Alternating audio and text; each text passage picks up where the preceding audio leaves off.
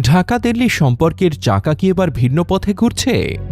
Protocol আর ফাইলপত্রের চিরাচরিত কূটনীতি কি বদলে যাচ্ছে রাজনৈতিক কৌশলে?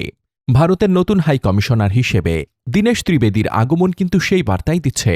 এটি কেবল একজন দূতের বিদায় আর একজনের আশা নয়, এর পেছনে রয়েছে দিল্লির এক গভীর মাস্টার প্ল্যান। দীর্ঘদিন ধরে দিল্লির বাংলাদেশ নীতি ছিল মূলত ব্যক্তিগত সম্পর্ক নির্ভর। বিশেষ করে শেখ হাসিনা সরকারের সঙ্গে নিবিড় যোগাযোগই ছিল সম্পর্কের মূল ভিত্তি। কিন্তু সময় বদলেছে, বাংলাদেশের অভ্যন্তরীণ রাজনীতিতে এসেছে বড় পরিবর্তন। জনমতের প্রবাহ আর ক্ষমতার ভারসাম্য সবই এখন নতুন। আর এই নতুন বাস্তবতাকে সামাল দিতেই দিল্লি এবার পাঠিয়েছে একজন ছানু রাজনীতিককে।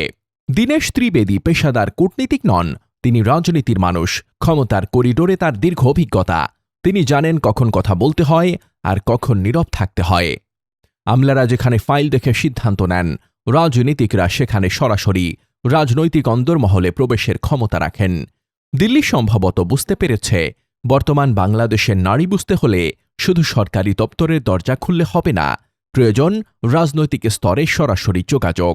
প্রশ্ন উঠছে, ঢাকাও কি একই পথে হাঁটবে? স্বাধীনতার পর থেকে দিল্লিতে বাংলাদেশের হাই কমিশনাররা সাধারণত আমলারাই হয়ে আসছেন। কিন্তু ভারত কি আমাদের জন্য সাধারণ কোনো দেশ? বাণিজ্য, জ্বালানি, ট্রানজিট আর নিরাপত্তা সব ক্ষেত্রেই ভারত এক বড় প্রভাবক। এই গভীর সম্পর্ক কি শুধু প্রশাসনিক স্তরে আটকে রাখা সম্ভব, নাকি ঢাকাও এবার দিল্লিতে কোনো প্রভাবশালী রাজনৈতিক প্রতিনিধি পাঠানোর কথা ভাববে? তবে মুদ্রার উল্টো পিঠও আছে। কূটনীতির রাজনীতিকরণ যেমন দ্রুত সিদ্ধান্ত নিতে সাহায্য করে, তেমনি ঝুঁকিও বাড়ায়। রাজনীতিকরা অনেক সময় দীর্ঘমেয়াদী কৌশলের চেয়ে তাৎক্ষণিক লাভকে বেশি গুরুত্ব দেন।